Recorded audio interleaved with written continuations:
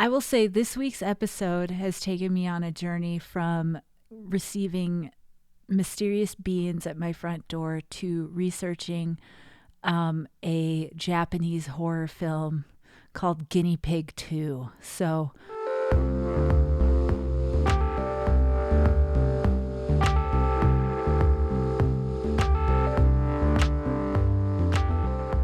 Hi, I'm Alexander Doust, and my friend Jana and I love new music and also good cocktails. Welcome to Mixomusicology, a nerdy show about both.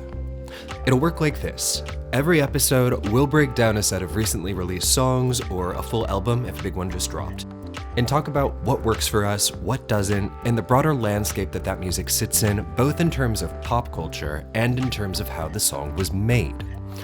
Each week, we'll also make a themed cocktail that, if you're following along on our Substacks, you can make with us. This week, Marmozets, Cut Back, Maisie Peters, Kingmaker, and the Mountain Goats, Charlie Sheen, reaches out to the feds.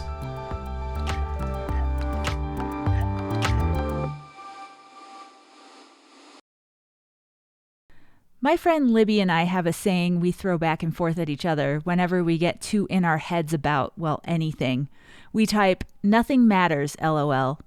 Somehow this phrase calms me down and reminds me that indeed, in the grand scheme, we will all end up as ash in a volcano one day. It helps me loosen up and appreciate the things that I do think really matter. Of course our nearest and dearest relationships matter. Of course community matters. Of course art matters. The problem is navigating through the increasingly clownish performance art of life in 2026. I got a notification from Facebook this morning that, oh no, I've recently been posting less often and my engagement is down 22%, and then a pointed demand from Meta to, and I quote, create new content to catch up.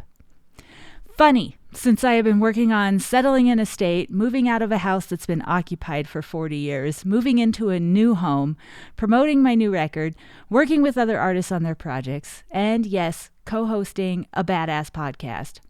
I don't feel like my engagement is down. In fact, I am burning at all ends like a, 1,000-pointed star on fire. All the songs this week not only touch on the performance art we put on every day as a society, but they dig deep into the repercussions. Marmozets talk about the performance of small talk, but when you multiply it by 200 small talk encounters a day on social media, how can anything be fruitful or meaningful? Just a constant daily sunshine and doom loop in 30-second clips. No, thank you. Maisie Peters gets even deeper in her track, talking about how her real-life labor and talent was usurped for somebody else's surface-level gain. If you're anywhere near the music industry, you've seen it happen. The Mountain Goats take us to the extreme end of it all. What if you are so sucked into the performance that suddenly the screen is reality? I fear that for a lot of us, that's happening. And now Meta is sending me performance reviews on top of it. Aside from throwing my phone into the ocean, I'm deep in trying to detangle from all of it. I suspect the key is to skip the surface, focus on the people, places, and things right in front of us, and remind ourselves, nothing matters, LOL. The phrase is a reset. The corporations are screaming at us, telling us that numbers matter, that likes and hearts and subscribes matter. But when I am just a bit of an ash floating over my volcano home in 1,000 years, I hope I remember the good stuff, like hanging up my mom's art on the wall in my new place, or that new Muna record I am still obsessed with, or a really good drink with a great friend on a Tuesday night. Hi, Alex. Hello, Jana. How you doing? I'm doing great. Alex, how do you deal with the performance art of it all as an artist and a human being? Oh, God. What a question. Just a little light questioning. I feel like, as a queer person, I feel like a lot of queer people grow up performing lives that are not necessarily all theirs, but that they feel need to be, right? And there's a lot of shame and guilt that comes with that. Great point. I think that queer musicians then learn from a young age how to take that and look at it from all angles. For me, that's in songwriting. I write about being queer and about having to mask and perform for people all the time. Mm-hmm. Yeah. So I would say it's a little on the nose, but songwriting does keep me sane when I feel like I am having to perform for people. Oh, it's so true. Yeah, that's a great point. A lot of us grew up with performance was protection. I think performance can still be protection. I feel so much more privileged than a lot of queer friends that I have and a lot of queer people that I know because of the way that I look and the way that I can perform if I need to, you know? Interesting. Yeah. That makes a lot of sense. Ooh, just a little light podcast discussion. Also, can I say it's episode 10? It is episode 10. So I read this statistic. I don't know if I believe it, but it's like most podcasters don't get to episode 10. Like they give up before that. I want to believe it. I want to believe. Me and Gillian Anderson. Yes. But we made it to 10. Congratulations. Congrats. I feel like we've just cruised on in. It does not feel like 10 weeks straight. No, it doesn't. But it has been. Time doesn't matter. Time's not real. Nothing's real. No. And thanks to everyone that has tuned in to 1, 2, 3, 4 to 10 of them. We appreciate you guys. At least one person who has listened to all 10. Incredible. And it's not me, and it's not you. They get a little shellacked Luxardo cherry. Yeah. Oh my gosh. How's the week going otherwise? The week's going okay. No flight adventures this week. Dang it. Not necessarily a bad thing, but a long weekend, and I love a long weekend. That's right. We did. It's so weird. I have lived as a freelance musician for so long that the Monday holidays just are a blip to me. I'm like, oh yeah, the trash didn't come today. You know, like that's my reality. Yeah, I got hired to do a little bit of extra art, so I just kind of broke ground on that, and that's been fun. What about you? What did I do? I feel like people are sick of this. I did more moving, but my place is starting to come together and I feel good about it.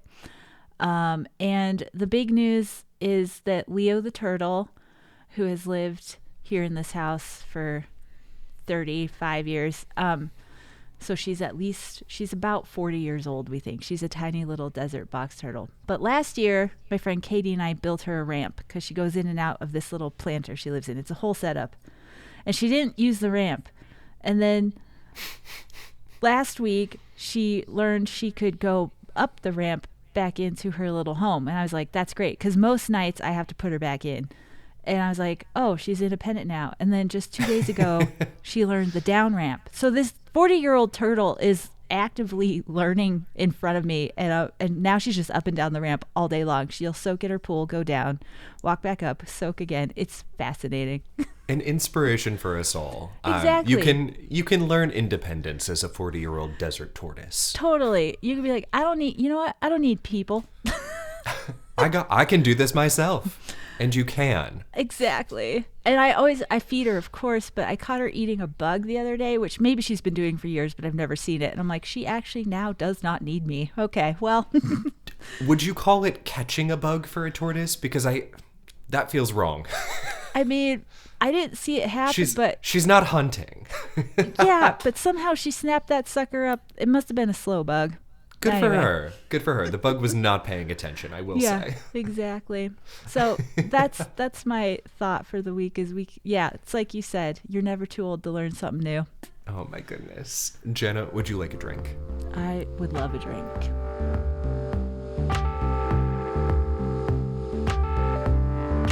We're doing a really fun one this week. So the drink is called a blood flower, which is a reference from the last song that we're reviewing from the Mountain Goats today, which is entitled Charlie Sheen Reaches Out to the Fence. Best title ever. I am so excited to dive into this song, but I'll give you the recipe first. So for a blood flower, you're going to use 1.5 ounces of aged rum, 3/4 ounces of cherry liqueur. You're using ginger rocio. Yes, I am. 0.75 3/4 ounces of lemon, 1/2 ounce of cinnamon and Tonka syrup, and then you're going to garnish with a Luxardo cherry. In those ingredients, there's a couple weird things. I need to ask you questions. Yeah, let's go. So, Tonka bean. Tonka is If you've heard that before, it's probably from perfume, where it is more commonly used in the US. It is sort of vanilla, sort of caramel. It's very, very lovely, but it's more than both of those things. It's really, really hard to describe. And listeners, can I interrupt and just say, sometimes Alex drop ships me ingredients because he knows I'm not going to find them in Albuquerque. So I got a Prime delivery yesterday at my door, just one simple envelope. And I opened it up, and it was a tiny packet with 4 shriveled up looking beans in it. Did you get 4? I got 4. I only got 3. Listen, they knew that I needed the extra bean. And I was like, I trust the process here, but it feels like a drug delivery. But Amazon doesn't do that. So, well, true.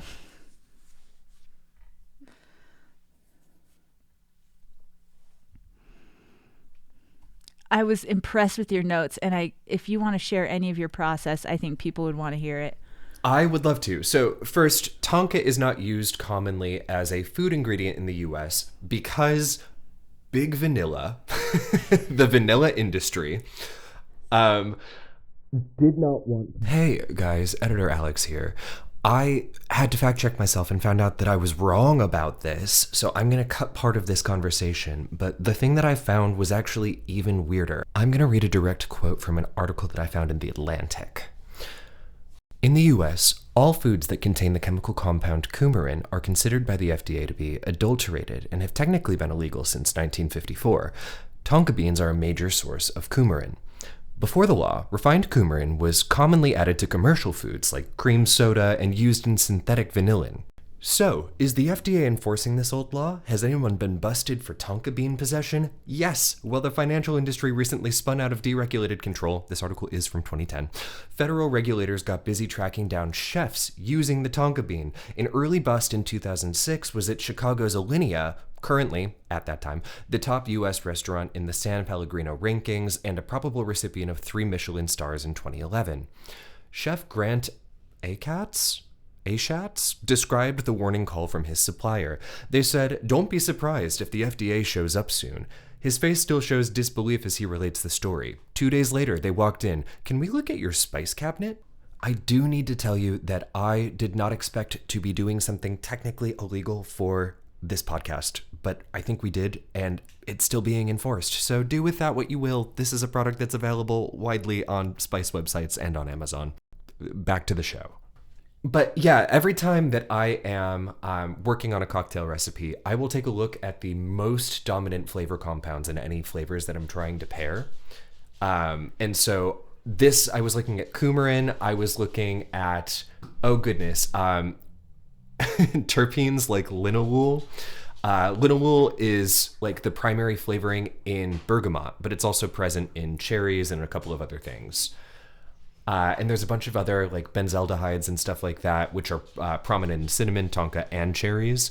So I like, I kind of flavor match and pair different ingredients based on that often because I'm a flavor nerd. Can I ask you, we share a notes, a big, long podcast note app. And in this particular set of notes about this drink, you have Dr. Pepper, question mark. So I was trying to figure out whether Dr. Pepper, which of course includes the same sorts of flavors, you get like cinnamon in there, you get prune. Yeah. There's a definite flavor palette to Dr. Pepper that I think would match well with this. And I was going to have you take a Dr. Pepper and boil it down into a syrup. Oh my God. But that takes a really long time and I liked this idea more. So we didn't use Dr. Pepper. Ooh, one time we do need to boil a soda. Anyway. But yeah, so essentially the main flavor compounds in tonka, cinnamon, rum, which is the base here, all of them really complement each other, and I think it makes a great drink. It's exciting. Do I shake it with ice or dry? Yeah, you'll shake it over ice, and then you will strain it into a glass with a big ice cube, and that's that. I will brag that this weekend Jamie came over for a movie, and I made her 2 of the podcast drinks. And you weren't there to guide me, but I did well because you're a great teacher. So if you're listening, everybody, go read our Substack. You can follow along. Alex does great. If I remember from your text, she really liked the Terry at the airport bar from our second episode? Yeah. First episode? First, I think. First episode. Yeah. It's a good one. I think that might be one of my just standard drinks I make for people because it's not too complicated. It's so easy. It's like the ingredient that you need to buy there that's a little bit special, I think, for some people is star anise. Right. And I have a whole thing of that now. So. Right. If you have 2 star anise seed pods, it's like you're good to go. It's a very pretty drink. It's a very gorgeous color. Yeah. That the Ginja Rossio that you're using, I'm using Cherry Hearing, which is pretty similar. Okay. Yeah, that's where you're getting that main sort of red lovely color. Shall we cheers? Cheers. Here's to 10. Clink. Episode 10. I really, really like that. It's pretty good. That is really good. Yeah, usually I'll play around with the amounts of the ingredients in a cocktail, but I did this one just once and I was like, no, this feels about right. Oh, yeah. The lemon helps a lot because I thought it would be a really sweet drink. And it's sweet, but not like, Yeah, it's not cloying at all. Yeah. Yeah. So I think the lemon really it jives well with the cherry more than anything else. It helps replace some of the like acidity, obviously, that I think you would be missing from just a liqueur. Totally. Oh, Yeah. That's great. And then that cherry and cinnamon and tonka, like they work really well together. Some nights I remake the cocktail when we're done podcasting, and this might be one of those. If you do it again, try it with, if you have Angostura bitters, add in a couple dashes of those. It's a little more cinnamon forward that way, but I liked it both ways. Yeah. Ooh. Yeah. That's exciting. Yeah. Thanks for being such a careful mixologist, and it's Thank you. fun to hear the process. I'm presenting myself like an expert, but a lot of it is trial and error too. So I'm glad that this is working out. All right. So this week we are listening to Marmozets, Cut Back, Maisie Peters, Kingmaker, and the Mountain Goats. Charlie Sheen reaches out to the feds. We are going to make some sense out of another seemingly random 3, but they're not. Yeah. Let's start with Marmozets.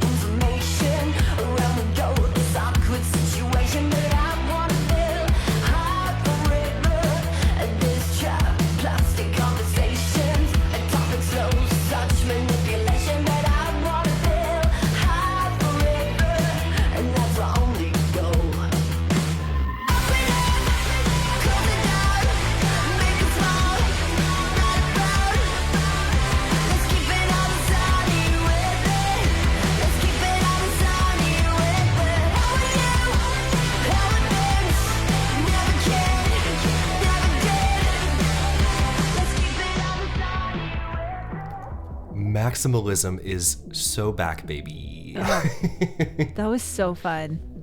I love their use of synths in this song. Yes. I really, really enjoy it. That initial synth line that keeps coming back is so cool. So hooky. And then Yeah. there's some, as you say in previous pods, some very video game synths going on in the back of that, which is cool. I confess that I love a video game synth, and that does draw me to most songs like this, yes. I'll say when it first started, when I was listening earlier today, and we've had this discussion, you go harder than I do in your taste level, and I was like, oh, this is aggressive. But by listen to, I was like, oh, I'm in. It's just so melodic and hooky, like I said. Yeah, it's aggressive, but it's not New Year's Eve, that other song that we reviewed, Right. you know? Totally. It's still incredibly melodic. A couple of the references I would throw in are like Paramore is definitely in here a little bit. Metric, who we reviewed. Yeah. I even hear a little bit of like early The Killers. Ooh, interesting. Yeah. It's a song about hating small talk, which I think is very fun because I not with you, but in general, hate small talk. Well, I was thinking about that because it was monologue day for me, so I was going through all the topics in my brain, and I too just hate small talk. And then I'm like, it serves a function in actual interpersonal society, I think, you know, Of when you're course. just trying to get to know someone. In polite company. Exactly. And as a core Midwesterner, we will talk about the weather for so long. So yeah, we do keep it on the sunny weather, but also I hate small talk, so. I guess it's when the small talk is in service of something. I guess that makes much more sense, right? But everybody knows someone where it's like, I don't know, you have a relationship in your life where it is only ever small talk, only ever talk about the weather. Totally. And you never get anywhere else, and it's just like, at what point? Yeah, at what point?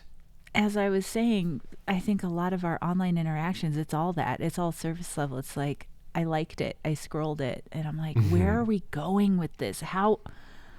I don't want to be 80 or whatever and being like, I really liked a lot of posts. I mean, oh my God, what a fear of mine, man. Yeah, I mean, it's the lyrics here are very, very on the nose, which I think perfectly serviceable, right? Yes. But to speak to that, it's like this chat, plastic conversations, topics slow, such manipulation. I share the frustration that this song does. So in the chorus, the line that hit me is the call and response back and forth. How are you? How are things? Never cared, never did. And that hit me hard because, I mean, I feel that from people sometimes. And then I also feel it myself. I'm just like, I do not care about this conversation. Sure. But it's also, you know, the thing that she screams, which is the name of the song, obviously, is I cut back. Mm-hmm. And so in some ways, I think she's criticizing herself for doing this, which I think is a really interesting angle. Absolutely. My favorite, really, because it's not preachy and judgmental. It's like self-reflective. Yeah, no, it's like I have a need to keep everything sunny and happy. Why is that? I hate it. Right. Yeah. Keep it on the sunny weather. That line's going to repeat in my head all the time now. I enjoyed the note in, I guess maybe it was Wikipedia I read, where they started out as the Marmozets and then they dropped the. I like that they dropped the the. Mm-hmm. I'll have more to say about that with the Mountain Goats later. Excellent. Okay. Let's listen to Maisie Peters featuring Julia Michaels. Gave my cloudless sky for your crooked scraper. I put in everything, I called in every favor. But give a man one sword, he thinks that he's a savior. Watch him ride around. Fucking weird behavior. Guess I walk so you could run all the way from me. Cause once you got what you want, you didn't want me. I put gold on your head, should've put wax paper. Did you get off going to bed with a kingmaker?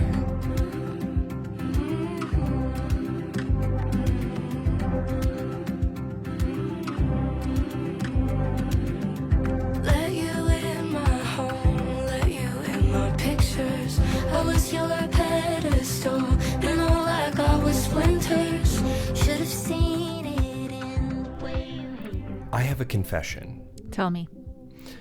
So, when you selected this song, because you were the one who picked Maisie Peters' Kingmaker, I was a little nervous because Maisie Peters she's been on my radar, but has never put out a song that I've been like, wow, I love this. Mm-hmm. This is a fantastic song. It caught my ear. Yeah. Maisie is interesting, and I will admit, she's been in the periphery for a long time, which I think is part of her deal. And I wrote in my notes, for all the talk about, and it's dumb talk, but like, who's the next Taylor Swift? Mm-hmm. And they always throw Sabrina or Olivia or whatever, and each artist is their own artist, and no one is the next Taylor Swift. But Maisie, I think, is kind of the heir apparent in that her songwriting is that interesting, confessional, very detailed, mm-hmm. very brings you into a picture like Taylor does. And that's maybe why I connected with her. I just am reminded of that. Sure. And then paired with Julia Michaels, who is obviously an incredible songwriter. Yeah. She's won like 6 Grammys, has worked with Selena Gomez, Sabrina Carpenter, Tate McRae. She wrote Sorry by Bieber, which is an incredible track, I think. Yeah, she and her, very often partner, Justin Tranter, mm-hmm. add a really like snarky edge to lyrics sometimes in a way Yes. that I really love. Like, she's an incredibly smart, witty songwriter. And so I think the pairing of that with Maisie's style of songwriting is really strong. Like, it's a very good collaboration. Totally. Yeah, Maisie just also put out this record not very long ago. And the first single off of it was one called Audrey Hepburn, which, if you're into that Taylor kind of folky pop thing, I recommend a listen. But I was like, I'm not going to put that in the pod. But then Kingmaker came out, and I was like, this is going on my list because it's so cool. So I have a couple production notes, but I mean, this is such a lyrical song that I want to jump into that first. Sure. Yeah? Yeah.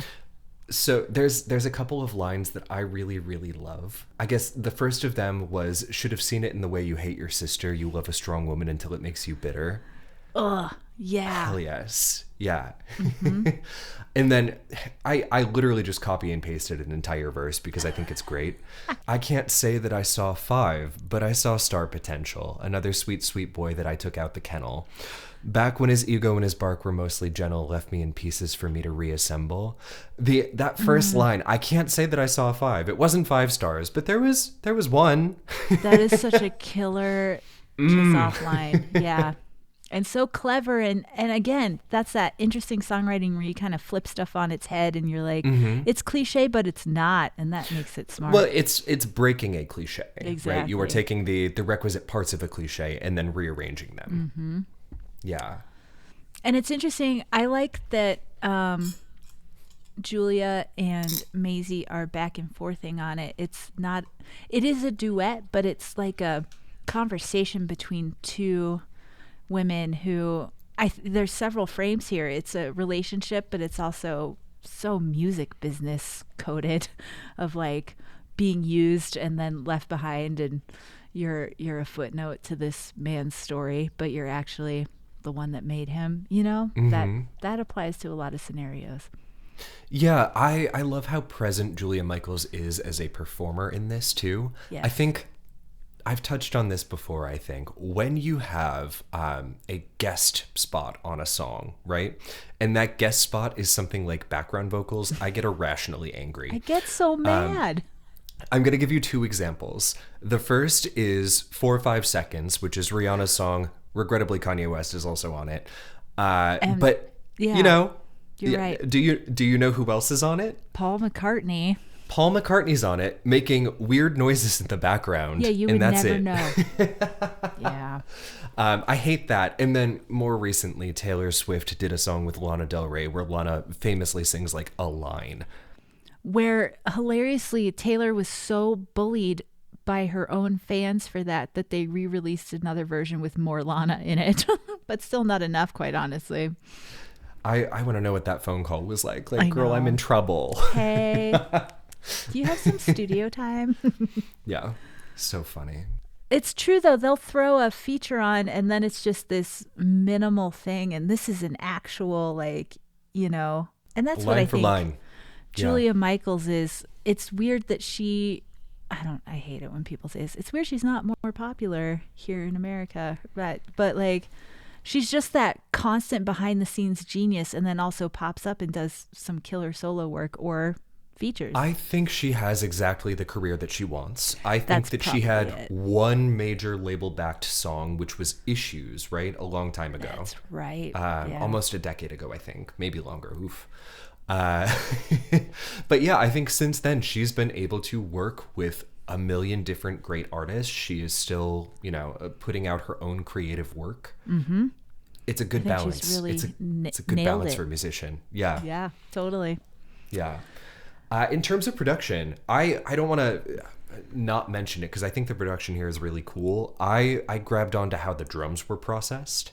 Ooh, yeah. Talk about that. I mean, there's definitely a bunch of parallel compression happening with the drums. That's why they're so punchy here.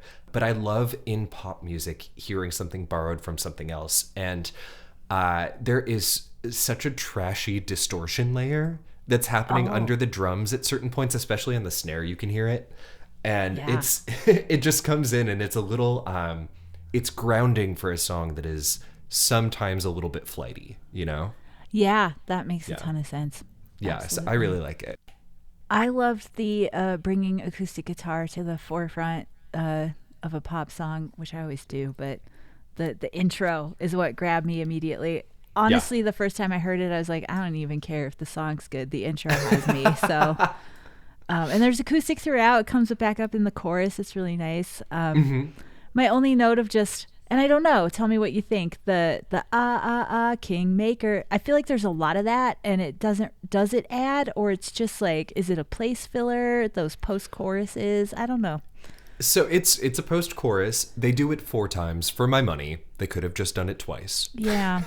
Yeah. Which now I'm looking and it's only 3 minutes long, and I thought it made it feel long, so I don't know what I'm talking about. But I mean, I think it made it feel longer than it was. Yeah. I think there's something to what you're saying. Totally. But yeah, they do it after the first chorus, and then there's a little bit of a change in the second chorus lyrically. They go into it, and then they have not a fade out, but they double it up again, and then there's kind of a separate refrain that happens underneath it. Totally. And it's fine. It's not the strongest. It's not the strongest hook in a song full of hooks. Right. That is interesting to me. I wanted that to hit. Maybe that's my issue with it, is everything else hit so nicely, and that I was just like, it's there, Yeah. I don't know. I don't write a lot of post choruses. I'm not a huge fan of them because I think a lot of the time they don't work very well. Same. Yeah. Or that may be too reductive. I think that post choruses have a really big place in a lot of pop from like the mid 2010s. And so every time I hear a post chorus, it takes me either there or to EDM, which is not a genre I'm super familiar with. I think, and I can't come up with it right now, but I think Muna had a few we commented on that we liked, but you're right. It's few and far between currently. You have to do it really well, and it has to have a new hook. Yeah. Exactly. Yeah. This was the replay of the main chord progression and then just some ahs. So I don't know. It doesn't do much for me. Yeah, but the song as a whole is fantastic. Totally, it's a hit. Like as we say, I hope she gets what she wants out of this record, and I hope she's been swimming around in periphery popland for so long. I hope this brings her a little more forward. So, are we gonna bring up the Kia Asylum? Is Maisie Peters in the Kia Asylum? Not yet. Great question. I would say not yet. Yeah. But she could be. I hope half our listeners are Googling Kia Asylum right now. The listeners that I bring in will implicitly know what it is, like in their gay little hearts. And I think some of the listeners that you bring in will be like, I have no idea. Absolutely. This is 3 layers too deep into the internet for me. That's it. It's like if you are chronically online like I am, you'll know. But I hope you don't, quite honestly. Mountain goats? Mountain goats it is. Okay. I can't wait to talk about this. Everybody's making money, everybody's flying high. Who among my brethren is more beautiful than I? Who puts out on the carpet? Who knows ahead of time which camera he should turn to when it's time to say his line?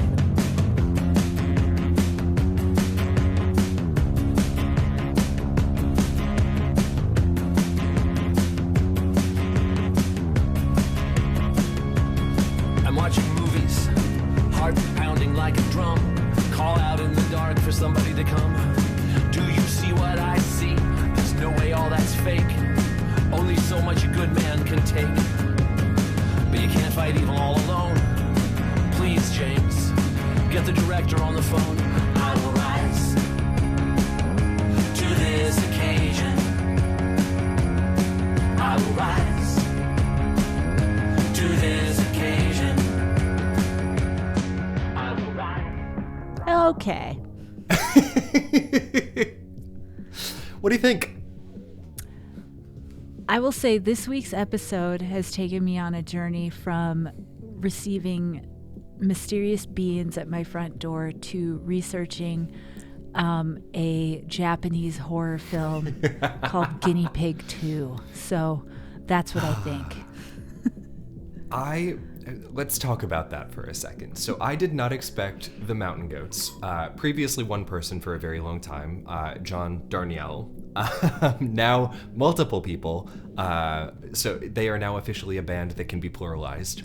Right. I did not anticipate them talking about this ever, because why would you? But this was a pop culture thing that actually happened. Are you familiar?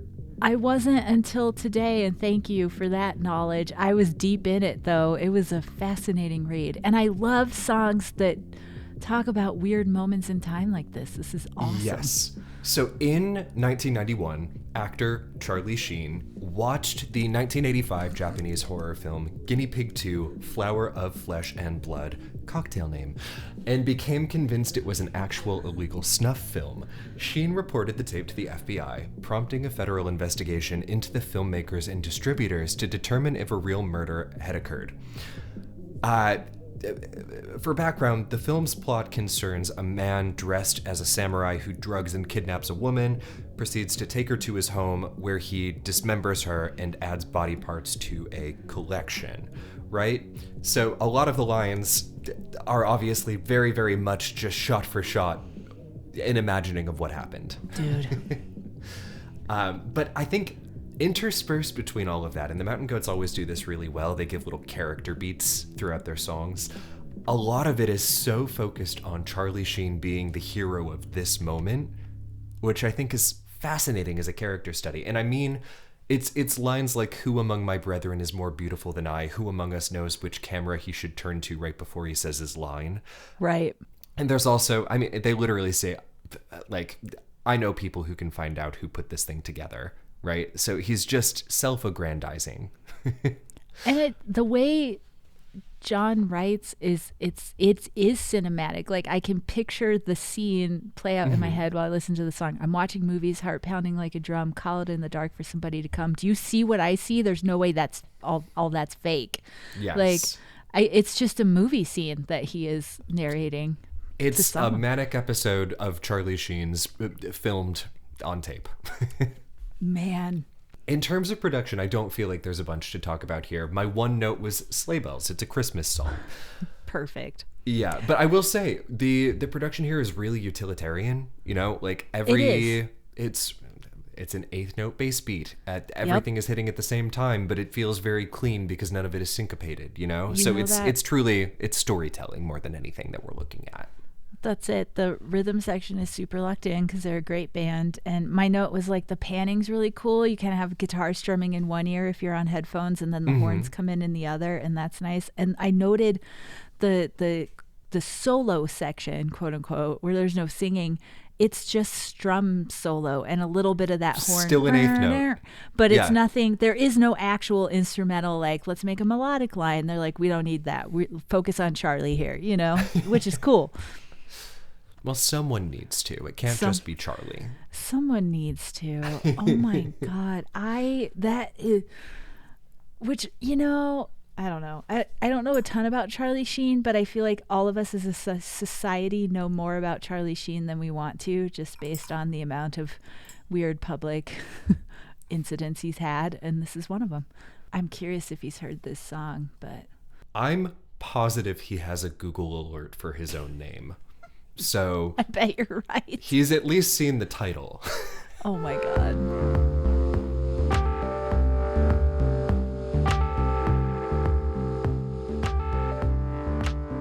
Thank you for listening to this episode of Mixomusicology. It's a labor of love from two working musicians, and we're so honored to have you along for the ride. If you like what we do, consider sharing this episode or the podcast more broadly on socials and rating us on whatever app you're using to listen. Have a new music suggestion? Have thoughts on a song we reviewed? Reach out to us on socials. We'd love to hear from you.